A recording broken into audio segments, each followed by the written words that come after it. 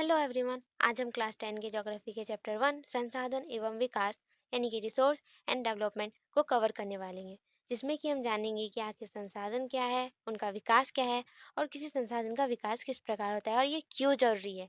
आज के इस चैप्टर में हम यही पढ़ने वाले हैं, तो प्लीज़ वीडियो को बिना स्किप करे पूरा देखिएगा। सबसे पहले हम उसके नाम को गौर करते हैं। उसका नाम संसाधन एवं विकास है। सबसे पहले हम संसाधन और विकास को अलग अलग यानी कि इसे तोड़ कर समझेंगे कि आखिर पहले संसाधन क्या है फिर विकास क्या है। सबसे पहले हम संसाधन के बारे में जानते हैं। तो संसाधन क्या है? वस्तुएं होती है जो कि हमारे आसपास हमारे पर्यावरण में मौजूद है, उपलब्ध है और जिसका यूज़ हम करते हैं अपनी आवश्यकता अपनी ज़रूरत को पूरा करने के लिए। जैसे कि एग्जाम्पल में हम फ़ोन ले लेंगे, पेन ले लेंगे, पानी, सूर्य, हवा, ये सभी संसाधन है। अभी आपके हाथ में फ़ोन होगा, ये भी एक प्रकार का संसाधन है, क्योंकि इससे आप अपनी ज़रूरत को पूरा कर रहे हैं ये वीडियो देखकर। बस इसमें एक अंतर है कि इनमें से कुछ जो होता है वो मानव द्वारा बनाए गए संसाधन होते हैं और कुछ जो होते हैं वह प्रकृति की देन होते हैं। ठीक, तो यहाँ पर हमने संसाधन को समझ लिया। अब आगे देखते हैं कि विकास क्या है। तो विकास को जानने से पहले हम एक एग्जाम्पल से विकास के बारे में समझेंगे। तो जैसे कि हम एक बीज लेते हैं, ठीक, तो एक बीज को अगर उसे सही पोषण और पानी मिले तो वो क्या करता है, वो विकास करता है, पहले पौधे के रूप में फिर पेड़ के रूप में। तो इससे और इसी पेड़ से हमें फल भी प्राप्त होते हैं। तो इससे क्या हुआ, इससे इस बीज का विकास हुआ पेड़ के रूप में। ठीक, तो अब इसे अगर हम पढ़ें तो इसको हम ऐसे जान सकते हैं कि विकास का अर्थ है किसी वस्तु या फिर किसी भी व्यक्ति में वृद्धि होना, उसका आगे बढ़ना, उसका विकास होना, सॉरी उसका विकसित होना। यही एक प्रकार का क्या है, विकास है। बस एक अंतर कि यह सकारात्मक होना चाहिए। ठीक, यहाँ पर हमने विकास के बारे में समझा। अब आगे देखें तो इस चैप्टर में संसाधन और विकास दोनों साथ में हैं। तो चलिए देखते हैं कि संसाधन का विकास किस प्रकार होता है। आखिर संसाधन का विकास कैसे होता है ये जानते हैं। तो जैसे कि कोई भी एक संसाधन ले लेते हैं, तो पानी, हवा, सूर्य, ये तीनों में से किसी एक को ले। तो जैसे कि हम सूर्य को लेते हैं, तो सूर्य जो है वो क्या है, पहले के समय में सूर्य सूर्य क्या है, वो भी एक संसाधन है। तो पहले के समय में इसका यूज़ केवल कपड़े सुखाने, गेहूँ सुखाने, इन्हीं सब में होता था। बट आजकल की टेक्नोलॉजी के थ्रू इस सूर्य के प्रकाश से सोलर पैनल के थ्रू इलेक्ट्रिसिटी जनरेट की जाती है। तो इससे उस संसाधन यानी कि सूर्य का क्या हुआ, विकास हुआ। यहाँ पर हमने संसाधन का विकास समझ लिया। आगे देखते हैं कि इस चैप्टर में हम कौन कौन से टॉपिक्स कवर करने वाले हैं। तो सबसे पहला टॉपिक है इंट्रोडक्शन, जिसमें कि हम संसाधन और उनके वर्गीकरण को पढ़ने वाले हैं। फिर संसाधनों का विकास, संसाधनों का नियोजन और भारत में संसाधन नियोजन, ये सभी को करेंगे। दूसरे टॉपिक में हम भू संसाधन यानी कि भूमि संसाधन के बारे में पढ़ने वाले हैं, जिसमें हम भू उपयोग, भारत में भू उपयोग प्रारूप और भूमि निम्नीकरण और संरक्षण उपाय के बारे में देखेंगे। फिर लास्ट में हम मृदा संसाधन यानी कि मिट्टी संसाधन के बारे में पढ़ेंगे, जिसके अंदर हम इनके प्रकार, वर्गीकरण, जिसमें हम जलोढ़ मृदा, काली मृदा, लाल पीली मृदा, लेटराइट मृदा, मरुस्थलीय मृदा और वन मृदा के बारे में पढ़ेंगे। और सबसे अंतिम में हम मृदा अपरदन और संरक्षण के बारे में पढ़ेंगे। तो इस वीडियो में हम केवल इंट्रोडक्शन पार्ट को ही कवर करेंगे, इसलिए वीडियो को पूरा देखना। तो चलिए वीडियो को शुरू करते हैं। तो आपके बुक में सबसे पहले रिसोर्स के बारे में बताया गया है, उसके डेफिनेशन के बारे में। हमने तो पहले अपनी सरल भाषा में इसे समझा, अब देखते हैं कि बुक में क्या लिखा हुआ है। तो जैसे कि हमारे आसपास मिट्टी, पानी, हवा, ये सभी क्या है, ये सभी ही रिसोर्स है। ठीक, तो यहाँ पर दिया हुआ है हमारे परिवेश में उपलब्ध प्रत्येक वस्तु जो हमारी आवश्यकताओं की पूर्ति करे, जो हमारी ज़रूरतों को पूरा करने में इस्तेमाल की जाती है, वो क्या है, संसाधन है। पर यहाँ आगे 3 पॉइंट्स के बारे में बताया गया है, जिसमें कहा गया है कि जिसको बनाने के लिए प्रौद्योगिकी उपलब्ध होनी चाहिए, जो कि आर्थिक रूप से संभाव्य होना चाहिए और सांस्कृतिक रूप से मान्य होना चाहिए, वही एक संसाधन है। तो यहाँ पर क्या बताया गया है, जिसके लिए हमारे पास प्रौद्योगिकी उपलब्ध हो यानी कि टेक्नोलॉजी हो, जो कि आर्थिक रूप से संभाव्य, आर्थिक रूप से संभाव्य का मतलब है जिससे कि हमें प्रॉफिट हो, लाभ पहुँचे। और सांस्कृतिक रूप से मान्य का मतलब है कि जो संसाधन है उसको हमारी सोसाइटी एक्सेप्ट करे, उसे अपनाए, जिससे कि उसे कोई हानि ना पहुँचे। ये क्या है, यह एक प्रकार का संसाधन है। ठीक, आगे बढ़ते हैं। तो आपके बुक में एक पिक्चर दिया होगा जिसमें कि दिखाया गया है कि मानव किस प्रकार प्रौ- कि किस प्रकार प्रौद्योगिकी प्रकृति और संस्थाओं का अंतर संबंध है। इसमें बताया गया है कि जो मानव है वह प्रौद्योगिकी के द्वारा प्रकृति के साथ क्रिया करता है और अपनी आर्थिक गति को तेज करने और लाभ के लिए संस्थाओं का निर्माण करता है। वो यहाँ पर इस बारे में बताया गया है। आगे भी इसी के बारे में बताया गया है, तो आप इसे अच्छे से देख लीजिएगा। आगे बढ़ते हैं। आगे हमें संसाधनों का वर्गीकरण के बारे में बताया गया है कि आखिर संसाधनों का वर्गीकरण कितने प्रकार से है। तो यहाँ संसाधनों का वर्गीकरण 4 प्रकार से है।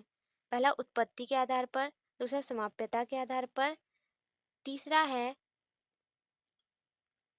है स्वामित्व के आधार पर और चौथा है विकास के स्तर के आधार पर। यहाँ पर संसाधनों का 4 प्रकार से विभाजन है।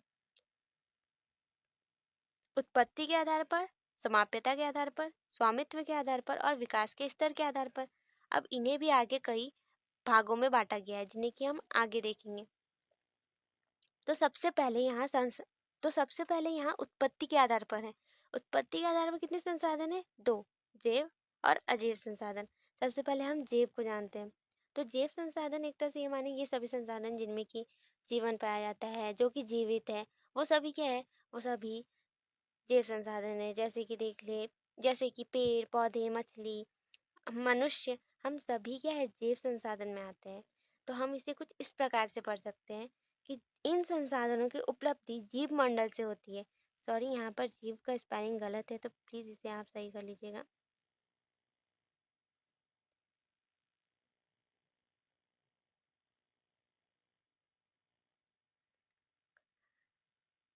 तो इन संसाधनों की उपलब्धि क्या जीव मंडल से होती है और इनमें जीवन पाया जाता है। जो जीवित होते हैं, सजीव होते हैं, वो जैव मंडल में आते हैं, जिन्हें हम जैव संसाधन कहते हैं। अब अजैव संसाधन क्या है?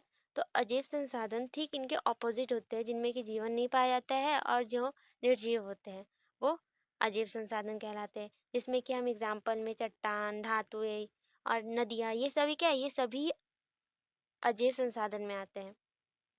यहाँ हमने जैव और अजैव के बारे में पढ़ा। आगे बढ़ते हैं। आगे हमें समाप्यता के आधार पर संसाधन के बारे में बताया गया है। तो इसमें भी 4 प्रकार के सॉरी तो इसमें 2 प्रकार के संसाधन आते हैं, नवीकरण योग्य और अनवीकरणीय योग्य। सबसे पहले हम नवीकरणीय योग्य के बारे में जानते हैं। तो नवीकरणीय योग्य एक प्रकार का ऐसा संसाधन होता है जो कि हम जितना भी बार यूज़ करें वो कभी भी समाप्त नहीं होंगे, यानी कि उसकी आपूर्ति हमें होती रहेगी। तो ये क्या होता है? नवीकरणीय योग्य संसाधन होता है।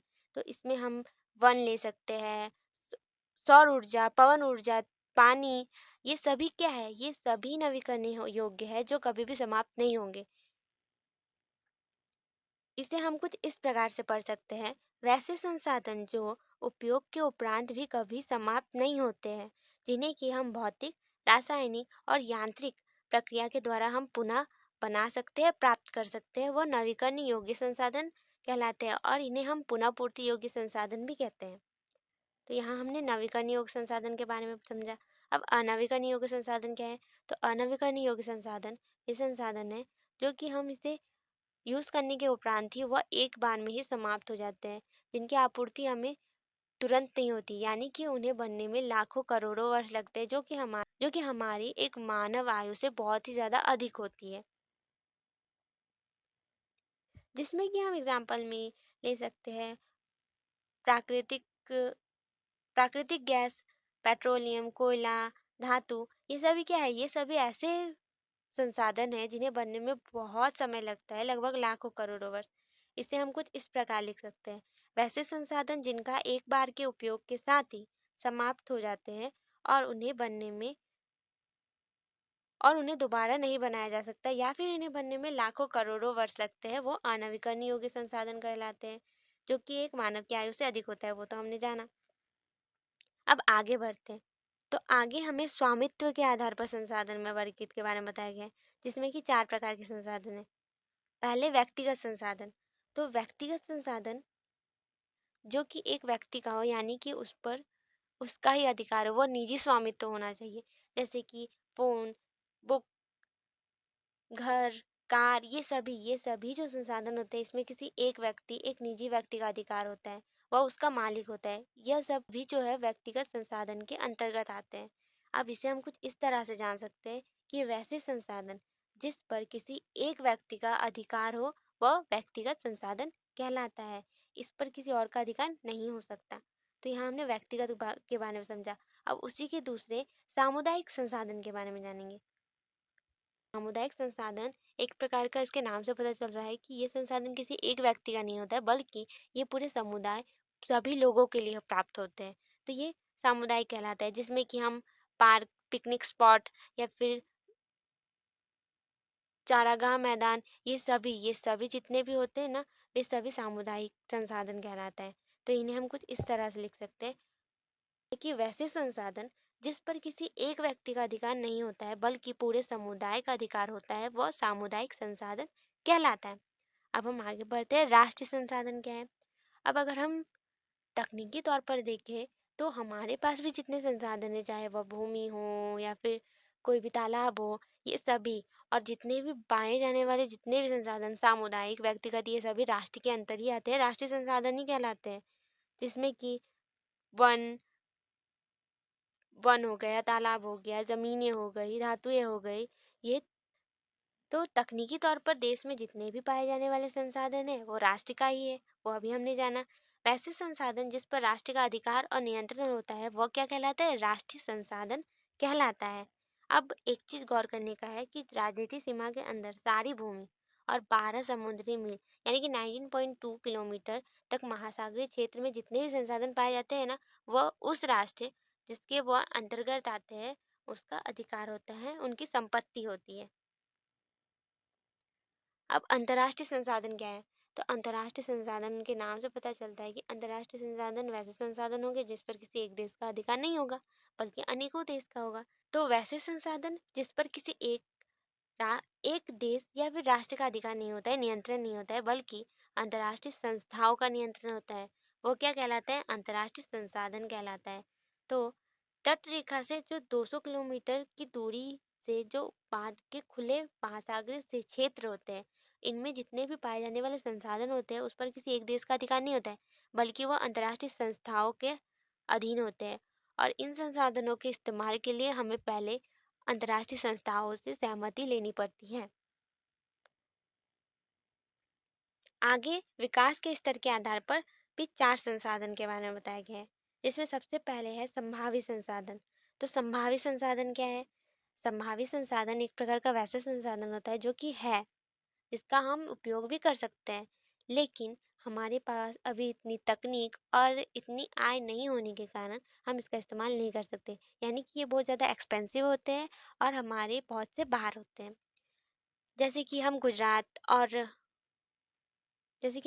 राजस्थान का ही जगह ले लें, यहाँ पर सौर और पवन ऊर्जा बहुत ज़्यादा मात्रा में पाई जाती है, लेकिन अभी तकनीक के अभाव और लागत के कारण ये अभी तक ज़्यादा, इनकी पूरी क्षमता के हिसाब से हम इसका यूज़ अभी तक नहीं कर सके हैं। तो वैसे संसाधन जो किसी प्रदेश में पाए तो जाते हैं और जो किसी मानव की ज़रूरत को भी पूरा कर सकते हैं, परंतु तकनीक के अभाव और अधिक लागत के कारण इसका विकास सही ढंग से नहीं हो पाया है, इसकी पूरी क्षमता से नहीं हो पाया है। यह संभावित संसाधन के अंतर्गत आते हैं। आगे हम पढ़ेंगे विकसित संसाधन। तो विकसित संसाधन, इसके नाम से ही पता चल रहा है कि ये विकसित हो चुके हैं, डेवलप हो चुके हैं। तो वे ऐसे संसाधन होते हैं, गुणवत्ता, मात्रा, क्वांटिटी हम सब ये जान चुके हैं, इनका सर्वेक्षण हो चुका है, वो सभी विकसित संसाधन के अंतर्गत ही आते हैं। जिसमें कि कोयले, पेट्रोलियम, नदियाँ, ये सभी क्या है, ये सभी जो संसाधन है ना, ये सभी विकसित संसाधन के अंतर्गत आते हैं।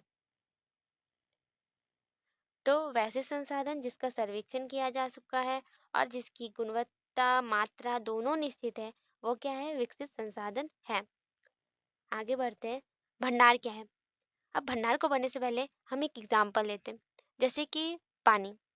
पानी में आप सभी को पता होगा कि 2 प्रकार की गैसें पाई जाती है, एक हाइड्रोजन, दूसरा ऑक्सीजन।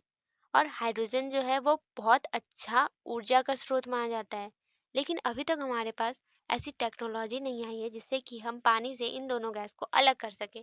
तो ये जो पानी है ये भंडार में आता है। तो वैसे संसाधन जो पर्यावरण में पाए तो जाते हैं और मानव की जरूरत को पूरा भी कर सकते हैं, लेकिन प्रौद्योगिकी उपलब्ध ना होने के कारण वो हमारी पहुंच से भी बाहर है। तो यहाँ पर पहुंच के बजाय हमने बहुत लिख दिया है, तो प्लीज़ आप इसे भी सही कर लीजिएगा। वो भंडार में रखे जाते हैं, यानी कि भंडार में सम्मिलित है। आगे हम पढ़ेंगे संचित कोष क्या है। तो संचित कोष संचित कोष जो है वो एक भंडार का ही एक भाग होता है। और यह जो होता है ना, ये एक प्रकार का ऐसा संसाधन है जिसको हम यूज़ कर सकते हैं। हमारे पास टेक्नोलॉजी भी है, लेकिन हम इसका यूज़ नहीं करते। क्यों? क्योंकि हमारी जो आने वाली पीढ़ी है, जो भविष्य है, उसके लिए भी तो हमें रखना पड़ेगा। सब अभी ये यूज़ कर लेंगे तो बाद में क्या देखेंगे? बाद में लोग क्या देखेंगे? इसलिए ये सभी संचित कोष के अंडर आते हैं। जिससे कुछ इस प्रकार से जान सकते हैं कि ये जो है भंडार का एक भाग है, जिसमें कि हमारे पास तकनीक भी उपलब्ध है, परंतु हम इसका इस्तेमाल नहीं करते हैं। इसका उपयोग आने वाले भविष्य की आपूर्ति के लिए किया जाता है। तो यहाँ तक हमने संसाधनों के वर्गीकरण के बारे में पढ़ा। अब आगे देखते हैं संसाधनों का विकास क्या है, या फिर संसाधनों के विकास की जरूरत क्यों है। तो एक प्रकार से संसाधन हमारे जीवन को जीने के लिए, हमारे जीवन में बहुत ज़्यादा इम्पोर्टेंट है। हमें इसकी बहुत ज़्यादा ज़रूरत है। तो संसाधन जिस प्रकार मानव की जीवन यापन के लिए ज़रूरी होता है, उसी प्रकार हमारे जीवन की गुणवत्ता को बनाए रखने के लिए भी ज़रूरी है। तो ऐसा विश्वास किया जाता है कि संसाधन जो है प्रकृति की देन है, और इसके फलस्वरूप जो मानव ने उसका बहुत ज़्यादा यूज़ किया है, अंधाधुंध उपयोग किया है, जिसके कारण बहुत सारी समस्याएं उत्पन्न हो गई है। जिनमें से 3 प्रकार की समस्याएं सबसे ज़्यादा देखी जाती है। पहला, कि कुछ व्यक्तियों के प्रलोभन के कारण, उनके लालच के कारण इनका क्या हुआ है, ह्रास हुआ। दूसरा, कि संसाधन समाज के कुछ ही लोगों के हाथ में आ गए हैं, यानी कि जो संसाधन है वो कुछ लोगों के हाथों में रह गए हैं, जिनमें कि एक है जो इसके पास संसाधन है, मानी यानी अमीर लोग, और जिनके पास संसाधन नहीं है, यानी कि गरीब लोग। इन दोनों लोगों में बट गया है संसाधन। तीसरा बताया गया है संसाधनों के अंधाधुंध दोहन से जो है वैश्विक पारिस्थितिक खतरा पैदा हो गया है, जिसमें कि भूमंडलीय तापन, ओजोन परत अपक्षय, पर्यावरण में प्रदूषण और भूमि निम्नीकरण जैसी समस्याएं उत्पन्न हो गई है। आगे बढ़ते हैं।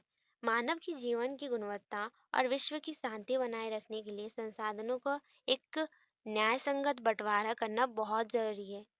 हमें एक सही प्रकार की जिंदगी और शांति के लिए संसाधनों का इस प्रकार से बंटवारा करना होगा, इस जिससे कि ये सभी प्रकार के लोगों तक पहुंचे, चाहे वो अमीर हो गरीब हो, इन सभी को उनका लाभ पहुंचे। कुछ लोग और देश द्वारा संसाधनों का वर्तमान दोहन होता रहेगा तो हमारी पृथ्वी का भविष्य तो संकट में पड़ जाएगा। अगर इसी प्रकार बहुत ज़्यादा मात्रा में संसाधनों का उपयोग होता रहा तो हमारा जो देश है, हमारी जो पृथ्वी है, उसका भविष्य संकट में पड़ सकता है। आने वाले समय में संसाधन पहुंच ही ना सके। हर तरह के जीवन का अस्तित्व बनाए रखने के लिए संसाधन का इस्तेमाल की योजना यानी कि प्लानिंग करना बहुत जरूरी है, जिससे कि एक एक लिमिट में संसाधनों का उपयोग हो सके। तो सतत अस्तित्व एक प्रकार का सतत पोषणीय विकास का ही एक भाग हुआ। अब सतत पोषणीय विकास क्या है? सतत पोषणीय विकास क्या है, ये आपके बुक में दिया हुआ है। तो चलिए इसे देखते हैं कि सतत पोषणीय विकास क्या कहलाता है। तो सतत पोषणीय विकास एक प्रकार का ऐसा विकास है जो कि वर्तमान पीढ़ी को तो इसका लाभ पहुंचे, लेकिन जो हमारी आने वाली भविष्य की पीढ़ियां हैं, उनके बारे में भी सोचा जाए, उनकी अवहेलना ना की जाए। वही क्या है, सतत पोषणीय विकास है। और हाँ, और इससे हमारे पर्यावरण को हानि नहीं पहुंचनी चाहिए। आगे बढ़ते हैं। आपके बुक में एक बॉक्स में रियो डी जनरो सम्मेलन के बारे में दिया होगा, जो कि 1992 में हुआ था। तो ये कौन सा सम्मेलन था, इसे जानते हैं। तो जून 1992 में 100 से भी अधिक राष्ट्र अध्यक्ष ब्राज़ील के शहर रियो डी जेनेरो के प्रथम अंतर्राष्ट्रीय पृथ्वी सम्मेलन में एकत्र हुए थे आए थे। सम्मेलन का आयोजन विश्व के स्तर पर उभरते हुए पर्यावरण के संरक्षण और सामाजिक आर्थिक विकास की समस्याओं को हल ढूंढने के लिए किया गया था। इस सम्मेलन का उद्देश्य दो थे। पहला तो पर्यावरण के संरक्षण, और दूसरा था कि सामाजिक आर्थिक विकास की समस्याओं का हल ढूंढने के लिए। इस सम्मेलन में एकत्र जो नेताओं ने भूमंडलीय जलवायु परिवर्तन और जैव विविधता पर एक क्या घोषणा पत्र पर हस्ताक्षर किया। रियो सम्मेलन और भूमंडलीय वन सिद्धांत पर सहमति जताई गई, यानी कि वन सिद्धांत यानी कि फॉरेस्ट प्रिंसिपल पर क्या सहमति जताई गई। और 21वीं शताब्दी में सतत पोषणीय विकास के लिए एजेंडा 21 की स्वीकृति प्रदान की गई, यानी कि एजेंडा 21 बनाया गया। अब एजेंडा 21 क्या है, इसे भी आगे बढ़ते हैं। तो एजेंडा 21 एक घोषणा है जिसे 1992 में ब्राजील के शहर रियो डी जेनेरो में संयुक्त राष्ट्र पर्यावरण और विकास के सम्मेलन यानी कि यूएनसीईडी के तत्वावधान में राष्ट्र अध्यक्षों द्वारा क्या स्वीकृति किया गया था। इसका उद्देश्य भूमंडलीय सतत पोषणीय विकास हासिल करना था। यह एक क्या है, कार्यसूची है जिसका उद्देश्य समान हित, पारस्परिक आवश्यकता और सम्मिलित जिम्मेदारियों के अनुसार विश्व के सहयोग के द्वारा पर्यावरण क्षति, गरीब, रोग के निपटान है। एजेंडा 21 का मुख्य उद्देश्य यह है कि प्रत्येक स्थानीय निकाय अपनी जो है एक एजेंडा 21 तैयार करे। ठीक, यहाँ पर हमने एजेंडा 21 के बारे में जाना। अब आगे देखते हैं। आगे हमें संसाधन नियोजन के बारे में बताया गया। तो संसाधन नियोजन का मतलब होता है संसाधनों की प्लानिंग करना, यानी कि इसका किस प्रकार यूज़ किया जाए, कहाँ यूज़ किया जाए। तो ये बहुत ज़रूरी है, क्योंकि तो हमारा जो देश है उसमें बहुत सारे संसाधन पाए जाते हैं। तो अलग अलग क्षेत्र में कहीं संसाधन बहुत ज़्यादा पाए जाते हैं तो कहीं कम। तो इन देशों में इन देशों में संसाधनों की प्लानिंग करना, किस प्रकार यूज़ करना, कहाँ यूज़ करना, ये बहुत ज़रूरी हो जाता है। तो इसे देखते हैं। संसाधनों के विवेकपूर्ण उपयोग के लिए नियोजन एक क्या है, सर्वमान्य रणनीति है, बहुत जरूरी रणनीति है। इसलिए भारत जैसे देश जहाँ पर संसाधन की प्राप्ति में बहुत अधिक विविधता है, यहाँ पर कहीं और बहुत ज़्यादा संसाधन पाए जाते हैं तो कहीं कुछ संसाधनों की बहुत ज़्यादा कमी होती है। तो जैसे कि राजस्थान में जैसे कि सूर्य के प्रकाश और हवा, इसकी तो बहुत ज़्यादा मात्रा में पाया जाता है, परंतु यहाँ पर जल संसाधन की बहुत ज़्यादा कमी है। आगे देखते हैं। यहाँ ऐसे क्षेत्र भी हैं जहाँ एक समान संसाधनों की प्रचुरता है तो दूसरी ओर संसाधनों की क्या है, कमी है, जिसमें कि हम राजस्थान और गुजरात को ले सकते हैं। और कुछ ऐसे भी क्षेत्र है जहाँ संसाधनों की प्राप्ति के संदर्भ में आत्मनिर्भर है और कुछ ऐसे भी क्षेत्र है जहाँ संसाधनों की बहुत भारी कमी है। एग्जाम्पल में जैसे कि झारखंड, मध्य प्रदेश और छत्तीसगढ़, ये जो राज्य है इनमें खनिज और कोयला जो है बहुत ज़्यादा मात्रा में पाया जाता है, उनका विशाल भंडार है। वहीं अरुणाचल प्रदेश में जल संसाधन भारी मात्रा में पाए जाते हैं, लेकिन जो मूल विकास होता है वो कमी होता है, इसमें कमी है। आगे राजस्थान में पवन और सौर ऊर्जा की संसाधनों की क्या है, प्रचुरता है, अभी हमने बताया, लेकिन यहाँ जल संसाधन की कमी है जो बहुत ही जरूरी संसाधन है। वहीं लद्दाख की शीत मरुस्थलीय देश के अन्य भागों से अलग थलग पड़ता है और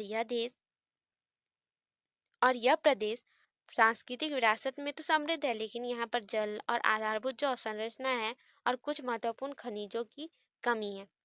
इसलिए राष्ट्र में, प्रांत में, प्रादेशिक और स्थानीय स्तर पर जो है एक बैलेंस संसाधन नियोजन यानी कि एक संतुलित संसाधन नियोजन प्लानिंग की बहुत ज़्यादा ज़रूरत है। आगे हम भारत में संसाधन नियोजन के बारे में पढ़ेंगे कि आखिर भारत में संसाधन नियोजन क्यों जरूरी है और कैसे की जाती है। तो सबसे पहले संसाधन नियोजन क्या है, एक बहुत ही ज़्यादा कठिन प्रक्रिया है जिसमें कि कुछ प्रकार के सोपान यानी कि सीढ़ियाँ है, स्टेप है। सबसे पहला क्या है, सबसे पहले है देश के विभिन्न क्षेत्र में संसाधनों की पहचान करना और उनकी क्या करना, तालिका बनाना। इस काम में जो है क्षेत्रीय सर्वेक्षण, मानचित्र बनाना और संसाधनों की गुणवत्ता मात्रा का क्या अनुमान लगाना और मापन करना आता है। वही दूसरे में हमें बताया गया है कि यहाँ पर संसाधनों के विकास की योजना लागू करने के लिए उपयुक्त क्या है, प्रौद्योगिकी यानी कि टेक्नोलॉजी, कौशल और संस्थागत नियोजन ढांचा तैयार करना। तीसरे में बताया गया है संसाधन विकास योजनाएं और राष्ट्र विकास योजना में समन्वय बनाना, माने बैलेंस बनाना, संतुलन बनाना। ठीक, यहाँ पर हमने जाना इनके 3 सोपान के बारे में। अब आगे बढ़ते हैं। आज़ादी मिलने के बाद भारत में संसाधन नियोजन के उद्देश्य की पूर्ति के लिए पहली पंचवर्षीय योजना से ही प्रयत्न किया गया था। क्या? संसाधन नियोजन का उद्देश्य। ठीक। किसी भी प्रदेश के आर्थिक विकास के लिए संसाधनों की प्राप्ति एक बहुत ही आवश्यक शर्त है, जरूरत है। लेकिन प्रौद्योगिकी और संस्थाओं के तदनुरूपी परिवर्तन के अभाव के कारण, कमी के कारण केवल संसाधनों की उपलब्धता से ही विकास नहीं है। देश के बहुत से ऐसे क्षेत्र हैं जो कि संसाधन की दृष्टि से धनी है, लेकिन वह आर्थिक रूप से बहुत ही ज़्यादा कमज़ोर है, पिछड़ा देश है। यहाँ पर संसाधन तो बहुत ज़्यादा मात्रा में है, लेकिन यहाँ पर आर्थिक प्रगति नहीं है, यानी कि वह आर्थिक प्रगति से पिछड़े हुए हैं। वहीं कुछ ऐसे भी क्षेत्र है जहाँ की संसाधन की कमी है, लेकिन वहाँ आर्थिक दृष्टि से वह समृद्ध है, विकसित है। उपनिवेशन का इतिहास, उनकी हिस्ट्री हमें क्या बताता है कि उपनिवेशों में संसाधनों से संपन्न प्रदेश विदेशी आक्रमणकारियों के लिए एक प्रमुख आकर्षक रहे हैं। यानी कि उपनिवेशों में संसाधन से संपन्न का मतलब है जिन प्रदेशों में संसाधन बहुत भारी मात्रा में पाए जाते थे, वहाँ पर क्या विदेशी आक्रमण का वो क्या थे, मुख्य आकर्षण क्षेत्र थे। वहीं उपनिवेशकारी देशों ने बेहतर प्रौद्योगिकी की मदद से उपनिवेशों के संसाधनों का दोहन किया, बहुत ज़्यादा यूज़ किया और उन पर क्या किया, अपना अधिकार, अपना आधिपत्य जमाया। अतः संसाधन किसी भी देश क्षेत्र के विकास में तभी योगदान दे सकते हैं जब वहाँ उपयुक्त प्रौद्योगिकी, विकास और संस्थागत परिवर्तन किया जाए। उपनिवेश के विभिन्न चरणों में भारत ने इन सबका अनुभव किया हुआ है। अतः भारत में विकास सामान्यता तथा संसाधन विकास लोगों के मुख्यतः संसाधनों की प्राप्ति पर ही आधारित नहीं है, अपितु इनमें प्रौद्योगिकी, मानव संसाधन की गुणवत्ता और ऐतिहासिक अनुभव का भी एक योगदान है। आगे हम पढ़ेंगे कि संसाधनों का संरक्षण क्यों जरूरी है और यह कैसे किया जाता है। तो संसाधन किसी भी प्रकार के विकास में क्या है, एक महत्वपूर्ण भूमिका निभाता है, बहुत जरूरी है, वो तो हमको पता है। लेकिन संसाधनों के जो विवेकपूर्ण इस्तेमाल, यानी कि बहुत ज़्यादा इस्तेमाल और अति उपयोग के कारण कई आर्थिक, सामाजिक और पर्यावरण समस्याएं आ गई है, जिनमें हमने पढ़ा ओजोन परत क्षय है, भू निम्नीकरण है। ये सभी क्या है, ये सभी इन्हीं के परिणाम है। इन कठिनाइयों से बचने के लिए अनेक स्तरों पर संसाधनों को क्या संरक्षण जरूरी है, उनका सुरक्षा जरूरी है। अब पहले से ही संसाधनों का संरक्षण क्या रहा है, नेता और चिंतकों के लिए बहुत ही ज़्यादा चिंता का विषय, सोचने का विषय रहा है। जैसे कि हम एग्जाम्पल ले तो गांधी जी ने जो है संसाधन के संरक्षण के लिए कुछ शब्द कहे थे। उन्होंने कहा था कि हमारे पास हर व्यक्ति की आवश्यकता पूर्ति के लिए तो है, लेकिन किसी के लालच की संतुष्टि के लिए नहीं। अर्थात हमारे पास पेट भरने के लिए है, लेकिन पेटी भरने के लिए नहीं। ये क्या था, गांधी जी के द्वारा कहे गए कुछ शब्द थे। उनके अनुसार विश्व स्तर पर संसाधन का ह्रास, कमी के लिए लालच और स्वार्थी व्यक्ति और आधुनिक प्रौद्योगिकी की सूचनात्मक प्रवृत्ति ही उत्तरदायी है। इसमें लालची व्यक्ति और स्वार्थी व्यक्ति की बात की गई है। वे अत्यधिक उत्पादन के खिलाफ थे और इनके स्थान पर क्या, अधिक वरिष्ठ जन समुदाय के उत्पादन पर हक पर थे। अब यहाँ पर एक बॉक्स में कुछ दिया हुआ है, इसे जानते हैं। अंतर्राष्ट्रीय स्तर पर व्यवस्थित तरीके से संसाधन संरक्षण की वकालत 1968 में क्लब ऑफ रोम ने की थी। तत्पश्चात 1974 में सुमेसर ने अपनी पुस्तक स्माइल इज ब्यूटीफुल में इस विषय पर गांधी जी के दर्शन की एक बार फिर से पुनरावृत्ति की। 1987 में ब्रूंटलैंड 1987 में ब्रूंटलैंड आयोग रिपोर्ट द्वारा वैश्विक स्तर पर संसाधन संरक्षण पे मूलाधार योगदान किया था। इस रिपोर्ट ने सतत पोषणीय विकास, यानी कि सस्टेनेबल डेवलपमेंट की संकल्पना प्रस्तुत की और संसाधन संरक्षण की वकालत की। यह रिपोर्ट बाद में हमारा साझा भविष्य, यानी आवर कॉमन फ्यूचर शीर्षक से पुस्तक के रूप में प्रकाशित हुई। इस संदर्भ में एक और महत्वपूर्ण योगदान रियो डी जनरो, यानी कि ब्राजील में 1992 में आयोजित पृथ्वी सम्मेलन द्वारा किया गया था।